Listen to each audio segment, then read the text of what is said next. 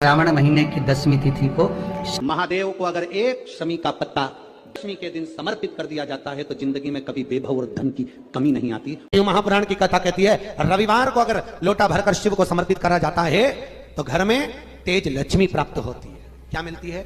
तेज लक्ष्मी। रविवार को अगर शिव पंचायत में गुड़, चावल, लाल फूल और लाल मिर्ची के 11 दाने पानी के कलश में तांबे के लोटे में लेकर हाथ को ऊंचा कर कर नेत्र, नासिका, वक्षस्थल के सम्मुख में जो सूर्य नारायण को अर्घ देता है, जल चढ़ाता है, पर जो सूर्य को अर्घ रविवार के दिन दे देता है, अगले रविवार तक पैसे की आवक आना प्रारंभ हो जाती है। जो आज तक फोन नहीं उठाता वो फोन उठाना चालू कर देता है। अगर कोई बड़ी बीमारी है, कोई बात आपको शंकर भगवान से कहना है तो रविवार के दिन जब सूर्य को अर्घ देंगे तो वही कलश रख देंगे अर्घ दिया हुआ, फिर उसको आपको धोना नहीं है।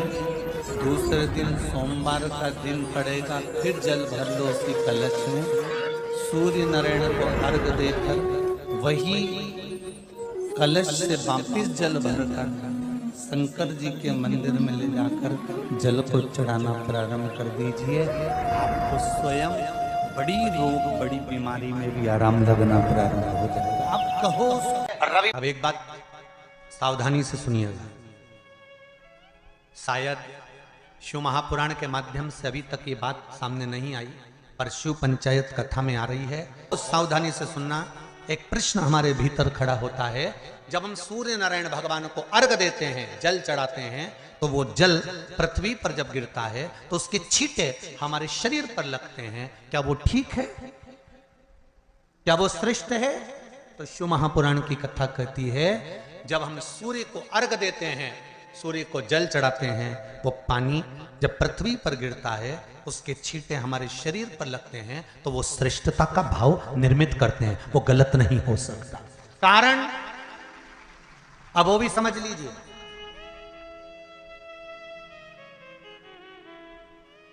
अब सूर्य नारायण भगवान को आप जल चढ़ा रहे हो तो छींटे नहीं लगे, उसके लिए क्या स्टूल पे चढ़ के चढ़ाओगे कि कुर्सी पे चढ़ के चढ़ाओगे? अरे बोलो तो सही। अब कई लोगों के दिमाग में यह बात भरा गई कि हम भगवान को जल चढ़ाते हैं, वो हमारे शरीर में छींटे लगते हैं, जमीन पे से पानी गिरता है, वो हमारे शरीर को छींटे लगते हैं, भगवान को अच्छा नहीं लगता होगा। कौन ने कहा? पहले तो उसको पकड़ के ला। मेरे राम जी महाराज, मेरे भगवान कृष्ण, बड़े बड़े संत, साधु, सन्यासी, तपस्वी, साधक, उपासक जितने भी हुए, जिन्होंने सूर्य की आराधना करी, इन्होंने टेबल पे चढ़कर या कुर्सी पे चढ़कर जल नहीं चढ़ाया, इन्होंने पृथ्वी पर खड़े होकर ही, क्योंकि पृथ्वी तत्व के देव हैं शिव। जब हम मृत्यु लोक पर खड़े होकर, पृथ्वी पर खड़े होकर भगवान शंकर का भाग पृथ्वी तत्व को धारण कर कर जल को हाथ में लेकर जब समर्पित करते हैं और जो जल नीचे गिरता है वो शरीर पर अगर लगता है तो हमको उसका आशीर्वाद ही प्राप्त होता है, दोष नहीं लगता। पर लोगों ने इसको विपरीत कर दिया कि कौन ने विपरीत करा? कई लोगों ने इसको विपरीत कर दिया। कौन ने विपरीत करा? तो जो दूसरे धर्म के लोग होते हैं, जिनको हिंदू धर्म से नफरत होती है और जो हिंदू धर्म की पूजन, सेवा, अर्चना को समाप्त करना चाहते हैं, वो धीरे धीरे धीरे धीरे कहने लगे कि सूर्य को जल चढ़ाओगे तो शरीर में लगेगा, शरीर में लगेगा तो दोष लगेगा। इसको कह कहकर घर घर में सूर्य को जल चढ़ाना लोगों ने बंद कर दिया कि आप जल चढ़ाएंगे तो दोष लगेगा, शरीर पे छींटा लगेगा, शरीर को ऐसा लगेगा। ये दोष नहीं है। कितनी सुंदर बात है महाराज। सूर्य नारायण भगवान को जब जल चढ़ाया जाता है, हाथ सिर से 8 इंच की दूरी पर होना चाहिए। जम के बोलिए, सिर से कितना ऊंचा होना चाहिए? 8 इंच ऊपर अपना हाथ होना चाहिए मस्तक से सूर्य को जल चढ़ाते समय।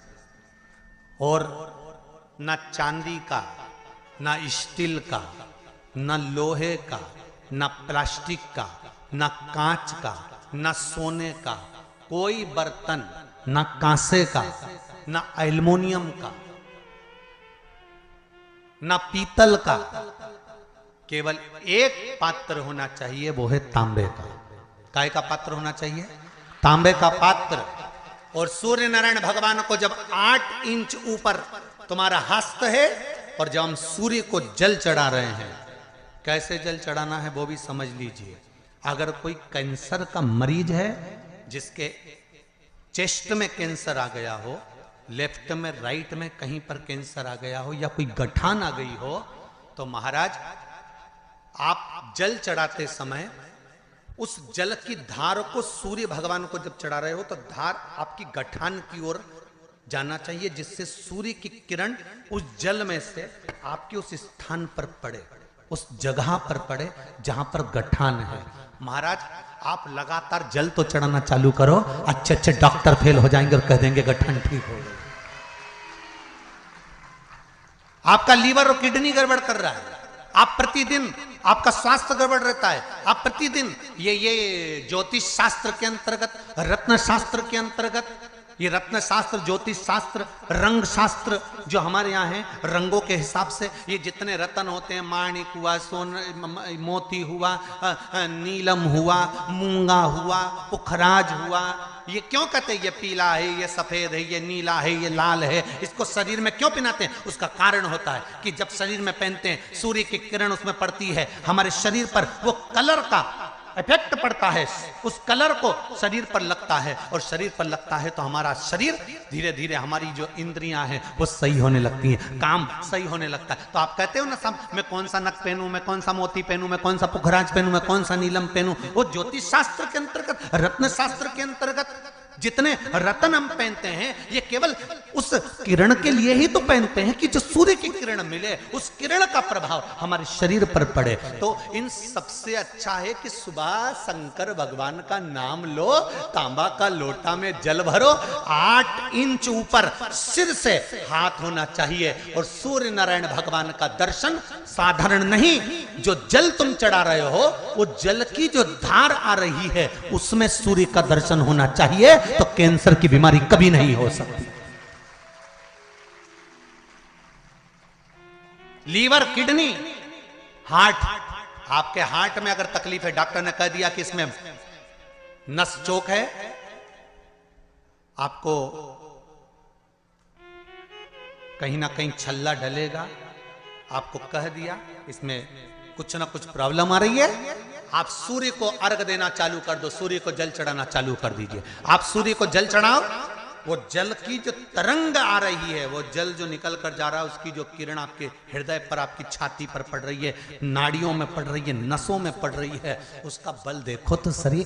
1 महीना लगातार चढ़ाओ, तो 15 दिन 20 दिन कर तो देखो। क्यों राम जी महाराज जल चढ़ाते थे, क्यों भगवान कृष्ण जल चढ़ाते थे सूर्य को, क्यों दशरथ जी महाराज जल चढ़ाते थे, क्यों कश्यप ऋषि जल चढ़ाते थे सूर्य को, सारे 33 कोटि देवता, सारे ऋषिवर, साधु संत सन्यासी तपस्वी साधक उपासक सब भगवान सूर्य को अर्घ दिया करते थे। क्यों देते थे, किस लिए? सूर्य नारायण भगवान को जल चढ़ाते समय आपके पंजों की एड़ी ऊंची नहीं होना चाहिए, ध्यान दीजिएगा। आपका पंजा पांव का पूरा की पूरा जमा होना चाहिए भूमि पर। हाथ कितने इंच ऊपर? 8 इंच ऊपर होना चाहिए। जल जो गिरे, सूर्य की किरण, सूर्य का दर्शन उस जल की रोशनी में करना चाहिए। क्या होगा उससे? जिस बच्चे को आंख में चश्मा लगा हो, मोटे से मोटा चश्मा लगा हो, छूट नहीं रहा हो, तो थोड़े दिन उसको सूर्य का अर्घ चढ़वाना चालू कर दो, और जल में से सूर्य का दर्शन कराना चालू कर दो। सूर्य का दर्शन जल में से 2 महीना 2.5 महीना बहुत है, आंख की रोशनी बढ़ जाएगी, चश्मा हट जाएगा। आप कर देखिए। अब एक प्रश्न और खड़ा होता है सूर्य को अर्घ देने का। गुरुजी, पंचदेव पंचायत में सूर्य नारायण भगवान शंकर की पंचायत में हैं।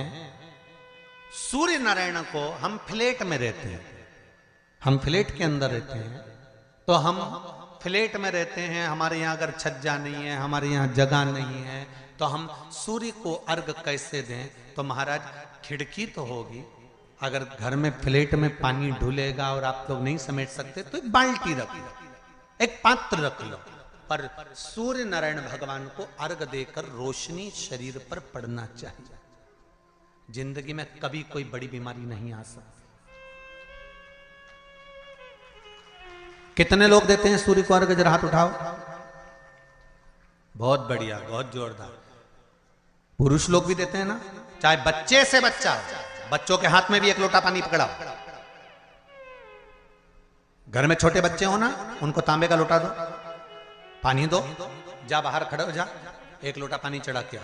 पहले दिन आप स्वयं बच्चे के साथ बाहर खड़ी हो, ओटले पर, घर के बाहर खड़ी हो, छत पे खड़ी हो या घर के बाहर खड़ी हो, और बच्चे से कह लो चढ़ाओ बेटा, देखो ऐसा हाथ 8 इंच ऊपर करिए, तांबे का लोटा लेकर पानी धीरे धीरे डोलना है। जैसे वो स्लो मोशन के सीन नहीं होते नाटक में, ये एकदम धीरे धीरे धीरे, बस नहीं तो मालूम पड़े छोरा छोरी एक साथ उंडेल के अंदर। नहीं, जल चढ़ाते समय उस पानी में से सूर्य की किरण पड़ना चाहिए, सूर्य की किरण। एक बात और कहना चाहूंगा, अगर आप लोग स्वीकार करेंगे तो, अगर कहीं आपको लगता हो कि बच्चा पढ़ने में कमजोर है, विद्या में कमजोर है, रिजल्ट अच्छा नहीं आ रहा, पढ़ने में कमजोर है, वो पढ़े, अपनी जगह पढ़े, वो कार्य करे अपनी जगह करे, मेहनत करे अपनी जगह करे। बच्चों को कह दो